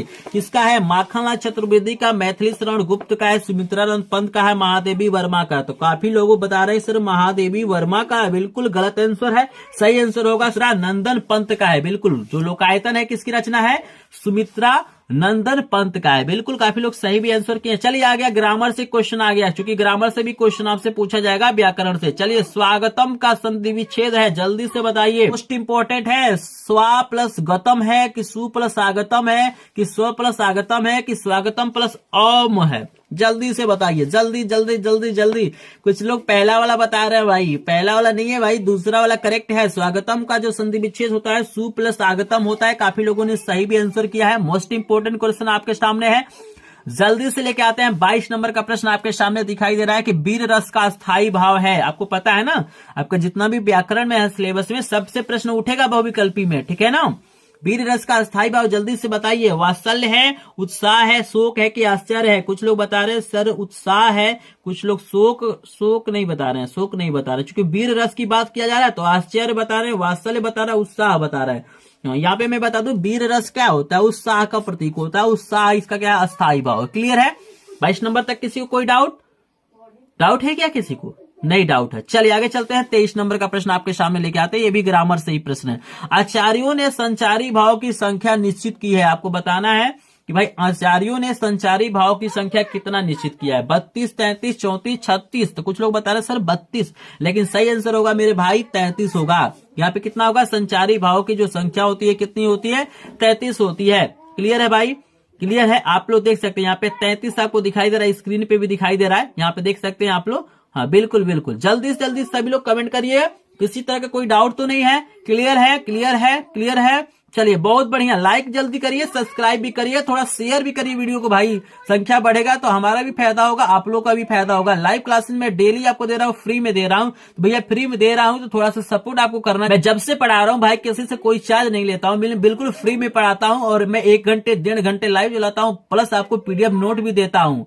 इतना बताइए कौन फ्री में करता होगा। आप अभी जाएंगे किसी अन्य चैनल पे 500, 400, 300, 200 ले रहे हैं, लेकिन क्या दे रहे हैं आपको भी पता है कि क्या देते हैं। जो लोग ज्वाइन हुए किसी कोर्स से उनको पता है क्या चीजें मिलता है, लेकिन यहाँ पे सब कुछ फ्री है, फिर भी आप लोग सपोर्ट नहीं करते हैं। चलिए आगे चलते हैं 24 नंबर प्रश्न को। चलिए यहाँ पे पूछ रहा है 24 नंबर प्रश्न, उपमेय में उपमान का भेद रहित आरोप किस अलंकार में होता है। जल्दी से बताइए। उपमा में होता है, रूपक में होता है, उत्प्रेक्षा में होता है। जल्दी से मेरे भाई यहाँ पे देखिएगा, यहाँ पे ये गलत आंसर लग गया। ये उत्प्रेक्षा नहीं होगा, उत्प्रेक्षा नहीं होगा भाई, ये क्या होगा, रूपक अलंकार होगा। रूपक अलंकार में क्या होता है, उपमेय में उपमान का भेद रहित आरोप होता है, तो उत्प्रेक्षा नहीं है, आपको याद रखना है रूपक। क्लियर है, कोई डाउट नहीं है। चलिए बहुत बढ़िया, आगे चलते हैं। अगला प्रश्न आपके सामने 25 नंबर का प्रश्न। हम लोग आधा प्रश्न कर चुके हैं। दोहा का उल्टा होता है, आपको बताना है कि दोहा का उल्टा क्या होता है। जल्दी जल्दी बताइए। बरवे होता है, रोला होता है, सोरठा होता है, मालिनी होता है। जल्दी से, कुछ लोग बता रहे हैं रोला, कुछ लोग सोरठा बता रहे हैं। जल्दी से कमेंट सेक्शन में कमेंट कीजिए, दोहा का उल्टा क्या होता है भाई। जल्दी से कमेंट सेक्शन में बताइए। यहाँ पे याद रखना है कि दोहा का उल्टा क्या होता है, सोरठा होता है, आपको याद रखना है। दोहा का उल्टा क्या होता है, सोरठा होता है। किसी कोई डाउट नहीं। 25 नंबर प्रश्न, आधा मैंने प्रश्न करा दिया। तो बताइए आप लोग 25 में से कितने प्रश्नों का उत्तर आपको पता था, जल्दी से बताइए। अगर इसमें से 15 क्वेश्चन का आपको पता था तो आपकी तैयारी बहुत बेहतरीन चल रही है। जल्दी से बताइए कितना प्रश्न आप लोग कर सकते थे। कुछ लोग बता रहे हैं 10 प्रश्न, कुछ लोग 20 बता रहे हैं, कुछ लोग 18, 19, 15। हाँ चलिए बहुत बढ़िया। चलिए 25 और प्रश्न है तो वीडियो को लास्ट तक देख लीजिएगा। जो लोग लाइक नहीं किए लाइक करेंगे, चैनल पे नए हो चैनल को सब्सक्राइब करेंगे, टेलीग्राम ग्रुप व्हाट्सएप ग्रुप को ज्वाइन नहीं किया तो जल्दी से जल्दी ज्वाइन करेंगे। फ्री PDF नोट और लाइव क्लास पाने के लिए एकमात्र चैनल है जो आपको फ्री में सब कुछ प्रोवाइड करता है। तो चलिए लेके आते हैं 26 नंबर का प्रश्न आपके सामने। चलिए भाई आ गया प्रश्न नंबर आपके पास 26 नंबर का प्रश्न आ गया। विभक्ति और वचन पे आधारित प्रश्न दिया गया है कि फलानाम का विभक्ति तथा वचन है। जल्दी से कमेंट सेक्शन में बताइए कौन सा ऑप्शन सही होगा, पहला, दूसरा, तीसरा, चौथा। कुछ लोग पहला बता रहे हैं, कुछ लोग दूसरा बता रहे हैं, कुछ लोग तीसरा बता रहे हैं, कुछ लोग चौथा बता रहे हैं। तो 26 करेक्ट ऑप्शन हो जाएगा। ये चौथा वाला क्या है, बिल्कुल सही है। आप लोग चेक भी कर लीजिए, कहीं डाउट होगा तो कमेंट सेक्शन में कमेंट करिए। चलिए आंख का पर्यायवाची शब्द बता रहे हैं 27 नंबर का प्रश्न। मोस्ट इंपोर्टेंट प्रश्न, सबसे आसान प्रश्न है। आंख का पर्यायवाची शब्द है, बताना है कि लोचन है कि सुधा है कि इस है कि उत्पल है। बहुत बढ़िया। मुझे बहुत खुशी हो रहा है कि इसका उत्तर 100% लोग क्या कर रहे हैं, सही दे रहे हैं। बिल्कुल आंख का क्या होता है, लोचन होता है, आपको याद रखना है। भौरा का तत्सम रूप है, तत्सम रूप बताइए। भौरा का तत्सम रूप क्या है, भैंस है। अरे भाई ये कौन सा ऑप्शन आ गया? भैंस। भौरा क्या बताना आपको? तत्सम रूप है, भैंस है, भ्राता है, भ्रमर है, इनमें से कोई नहीं। बहुत बिल्कुल बिल्कुल बिल्कुल करेक्ट आंसर है। यहाँ पे दूसरा वाला ऑप्शन बिल्कुल क्या है? करेक्ट है। भौरा का तत्सम रूप होता है भ्रमर। चलिए अगला प्रश्न आपके सामने लेके आते हैं भाई। 29 नंबर का प्रश्न है, चौराहा में कौन सा समास है? जल्दी से बताना है। द्विगु समास है, द्वंद्व समास है, बहुब्रीहि समास है, पुरुष समास है। जल्दी से जल्दी जल्दी जल्दी जल्दी कमेंट कीजिए। कुछ लोग द्वंद्व बता रहे हैं, कुछ लोग बहुब्रीहि बता रहे हैं, कुछ लोग तत्पुरुष बता रहे हैं और कुछ लोग द्विगु बता रहे हैं। तो करेक्ट ऑप्शन क्या होगा मैं बता देता हूं। यहाँ पे करेक्ट ऑप्शन होगा द्विगु समास। पहला वाला ऑप्शन क्या हो जाएगा? क्लियर है। क्लियर है? कोई डाउट? कोई डाउट नहीं। चलिए चलते हैं 30 नंबर प्रश्न आपके सामने लेके आते हैं भाई। मानवी में कौन सा प्रत्यय है? प्रत्यय कौन सा प्रत्यय है मानवी में? मानवीय, ईय कौन सा है? यहाँ पे ईय है। बिल्कुल बिल्कुल, काफी लोग करेक्ट आंसर भी दिया है। चलिए 30 नंबर प्रश्न कर चुके हैं भाई। एक बार वीडियो को लाइक करेंगे, 30 लाइक का टारगेट जल्दी से पूरा करेंगे। चैनल पे नए चैनल को सब्सक्राइब करेंगे। चलिए लेके आते हैं आपके सामने प्रश्न नंबर 31 नंबर का प्रश्न। इस वीडियो में 50 प्रश्न कराऊंगा। अगर 50 प्रश्न देख लेते हैं तो इसी में से 20 प्रश्न आपको बोर्ड एग्जाम में आने वाले हैं। तो चलिए शुरू आपके सामने आ गया 31 नंबर का प्रश्न। काफी इंपॉर्टेंट प्रश्न है कि जनमेजय का नाग किसकी रचना? आपको बताना है कि जनमेजय का नाग किसकी रचना है। आप लोग जल्दी से कमेंट सेक्शन में बताइए। डॉक्टर राजेंद्र प्रसाद का, जयशंकर प्रसाद का, रामचंद्र शुक्ल का, भगवत चरण उपाध्याय का। जल्दी से कभी कमेंट सेक्शन में कमेंट करेंगे। कुछ लोग बता रहे हैं सर डॉक्टर राजेंद्र प्रसाद का, कुछ लोग रामचंद्र शुक्ल बता रहे हैं, कुछ लोग जयशंकर प्रसाद बता रहे हैं। बिल्कुल करेक्ट ऑप्शन होगा जयशंकर प्रसाद। जयशंकर प्रसाद बिल्कुल करेक्ट ऑप्शन आपके सामने आ गया है। 32 नंबर का प्रश्न आ गया है। खून के छींटे किस विधा की रचना है? जल्दी से बताइए। खून के छींटे किस विधा की रचना है? जल्दी से बताना। निबंध है, नाटक है, कविता है, कहानी है? जल्दी से मुझे कमेंट सेक्शन में बताइए। कुछ लोग कमेंट नहीं कर रहे हैं, जल्दी से बताइए। हाँ, कौन सा ऑप्शन यहाँ पे सही होगा? हाँ बिल्कुल बिल्कुल, कुछ लोग नाटक बता रहे हैं, कुछ लोग कहानी, कुछ लोग कविता, कुछ लोग निबंध बता रहे हैं। बिल्कुल करेक्ट ऑप्शन होगा निबंध। आई थिंक जहां तक मुझे लग रहा है कि निबंध होना चाहिए। ठीक है ना? आप लोग सर्च भी कर लीजिएगा कहीं डाउट होगा तो। अगला कहते हैं 33 नंबर का प्रश्न दिया, महादेवी वर्मा की रचना है। जल्दी से बताइए। यहाँ पे टिक ऑलरेडी आपको दिखाई दे रहा होगा। कुछ प्रश्न ऐसे हैं जिनमें आपको टिक दिखाई दे रहा होगा, तो वहां से भी आप लोग कमेंट कर सकते हैं। यहाँ पे दीपशिखा बिल्कुल करेक्ट ऑप्शन है। यहाँ पे ऑलरेडी टिक किया गया है। ठीक है ना? यहाँ पे 33 का हो जाएगा दीपशिखा। 34 नंबर का प्रश्न आपके सामने आ गया भाई। देखिए जल्दी से कमेंट सेक्शन में बताइए। बाबू गुलाब राय किस युग के लेखक हैं? बाबू गुलाब राय किस युग के लेखक हैं? जल्दी से बताइए। भारतेंदु युग है, द्विवेदी युग है, शुक्ल युग, शुक्लोत्तर युग। थोड़ा सा मैं फास्ट कर रहा हूं क्योंकि क्वेश्चन बहुत ज्यादा है और समय काफी ज्यादा हो गया है, तो मैं प्रश्नों को थोड़ा सा फास्ट करूंगा। और ऑलरेडी यहाँ पे आपको कुछ ना कुछ हिंट दिखाई दे रहा होगा। ऑलरेडी प्रश्नों के ऑप्शन को टिक किया गया है। जल्दी से बताइए कौन सा ऑप्शन? कुछ लोग भारतेंदु युग, कुछ लोग द्विवेदी युग। तो बिल्कुल करेक्ट ऑप्शन होगा द्विवेदी युग। क्लियर है? आपको बताना है 35 नंबर का प्रश्न मेरे भाई। बताना है कि छायावादी काव्य का समय है। आपको बताना है कि छायावादी काल का समय है। आपको ऑप्शन टिक दिखाई दे रहा है, ये तीसरा वाला बिल्कुल करेक्ट हो जाएगा। इस नंबर का प्रश्न आपके सामने आ गया। इसका भी आंसर आपको टिक दिखाई दे रहा है। यहाँ पे क्या भूलू की याद को किस विधा की रचना है? तो आत्मकथा है। तो जो ऑप्शन आपको दिखाई दे रहा है उस पर मैं सिर्फ टिक कर देता हूँ। ऑलरेडी आपको पता भी होगा। चलिए लेके आते हैं आपके पास 37 नंबर का प्रश्न। लेकिन टारगेट मेरा पूरा नहीं हुआ, अभी 36 लाइक नहीं हुआ। क्या भाई कंजूसी करते रहते हैं आप लोग। वीडियो बनाने में काफी मेहनत लगता है, फिर भी आप लोग सपोर्ट नहीं करते हैं। फ्री में पढ़ाता है उसका कोई इज्जत नहीं है। मतलब जो कोर्स बेचता है, मतलब 500 600 1000 रुपए लेता है और यही सब चीजें क्या करता है, प्रोवाइड करता है, तो भाई उसका सपोर्ट आप लोग करते हैं, पैसे दे देते हैं। लेकिन एक लाइक और शेयर और सब्सक्राइब करने के लिए बोला जाता है तो सपोर्ट नहीं करते। क्या मतलब? चलिए ठीक है, जैसी आपकी मर्जी है। जो अच्छे होंगे वो लोग कर लेंगे। चलिए लेके आते हैं 37 नंबर का प्रश्न आपके सामने। इसलिए यहाँ पे 37 नंबर का प्रश्न आपके सामने आ गया कि खुशबू के शिलालेख किस युग की रचना है? जल्दी से बताइए सभी लोग, जल्दी से बताइए। कुछ लोग सही बता रहे हैं, कुछ लोग द्विवेदी युग, कुछ लोग नई कविता का युग बता रहे हैं। बिल्कुल नई कविता का युग बिल्कुल करेक्ट है। आगे लेके चलते हैं। आपको प्रेम वाटिका किसकी रचना है? जल्दी से बताइए। प्रेम वाटिका किसकी रचना है? जल्दी से बताइएगा। हरिऔध का है, रामधारी सिंह दिनकर का है, सुमित्रा नंदन पंत का है, रसखान का है। तो कुछ लोग बता रहे हैं सुमित्रा नंदन पंत का, कुछ लोग रसखान। बिल्कुल रसखान क्या है करेक्ट ऑप्शन। अगला प्रश्न आपके सामने लेके आते हैं। 39 नंबर का प्रश्न आ गया। परशुराम की प्रतिज्ञा किसकी रचना है? आंसर आपको दिखाई दे रहा होगा। यहाँ पे 40 नंबर, 39 नंबर का और 41 नंबर का आंसर आपको दिखाई दे रहा होगा। यहाँ पे हो जाएगा रामधारी सिंह दिनकर है, हो जाएगा। काफी लोग करेक्ट आंसर भी बता रहे हैं। आधुनिक काल का समय कब से माना जाता है? आधुनिक काल का समय कब से कब तक माना जाता है? तो यहाँ पे दिया हुआ 1843 से अब तक का। बिल्कुल करेक्ट ऑप्शन होगा पहला। यहाँ पे श्रृंगार रस का स्थायी भाव क्या है? रति है, आपको याद रखना है। अगला प्रश्न आपके सामने है 42 नंबर का प्रश्न आ गया है आपके सामने कि यहाँ पे बताना है कि इसमें कौन सा अलंकार है। तो उत्प्रेक्षा यहाँ पे ऑलरेडी टिक किया गया, इसमें ज्यादा समय नहीं लेंगे। यहाँ पे 42 प्रश्न मैंने करा दिया। चलिए आगे लेके चाहते हैं आपके सामने 43 नंबर का प्रश्न। चलिए जल्दी जल्दी आप लोग कमेंट करते रहिएगा। ऑप्शन दिखाई दे रहा है फिर भी आप लोग कमेंट करते रहिएगा। चलिए भाई, आपके सामने आ गया 43 नंबर का प्रश्न। जल्दी से बताइए, सोरठा छंद की प्रत्येक पंक्ति में कितना मात्राएं होता है? 16, 24, 32, 64। 24 होता है, बिल्कुल करेक्ट ऑप्शन है। जल्दी जल्दी कमेंट कीजिए, तो वीडियो को थोड़ा सा फास्ट कर रहे हैं ताकि हमारा जो क्वेश्चन है ना जल्दी से जल्दी कंप्लीट हो जाए। जिनको इसका पीडीएफ चाहिए, आपको चाहे हिंदी का पीडीएफ चाहिए, ये जो प्रश्न मैं बता रहा हूँ 50 प्रश्न, इसका पीडीएफ आपको चाहिए, विज्ञान का 50 प्रश्नों का पीडीएफ चाहिए, सामाजिक विज्ञान का, किसी भी विषय का अगर पीडीएफ आपको चाहिए तो लिंक दिया गया है डिस्क्रिप्शन में, वहां पे टेलीग्राम ग्रुप, व्हाट्सएप ग्रुप को ज्वाइन करेंगे। यहाँ आपको अगर कहीं दिक्कत होता है तो मेरा मोबाइल नंबर है 76 19 93 55 13, ये मेरा व्हाट्सएप नंबर है। यहाँ पे आप लोग मैसेज कर देंगे कि किस विषय का आपको पीडीएफ नहीं मिलेगा, यहाँ पे आप लोग ले सकते हैं। और यहाँ से मैं क्या करूंगा, अगर मैसेज करेंगे तो मैं आपको ग्रुप में भी जोड़ दूंगा, ठीक है ना। मेरे नाम से देखिए बहुत सारे लोग फर्जी ग्रुप भी बना रहे हैं, फर्जी चैनल बना रहे हैं, वहां पे आपको क्या करना है, बच के रहना है। जब भी अगर कोई ग्रुप आपको दिखाई दे कि यहाँ पे क्या हूं, मैं इसका एडमिन हूं, 76 19 93 55 13 नाम से अगर एडमिन है, उसमें क्या है 200 से ऊपर लोग जुड़े होंगे तभी आपको ज्वाइन करना है। लेकिन ज्वाइन करने से पहले आपको क्या करना है, मेरे नंबर पे, अगर मैं एडमिन हूं फिर भी क्या करना है, आपको मेरे नंबर पे क्या करना है, मैसेज करना है उस ग्रुप का स्क्रीनशॉट लेके कि सर ये आपका ग्रुप है ना।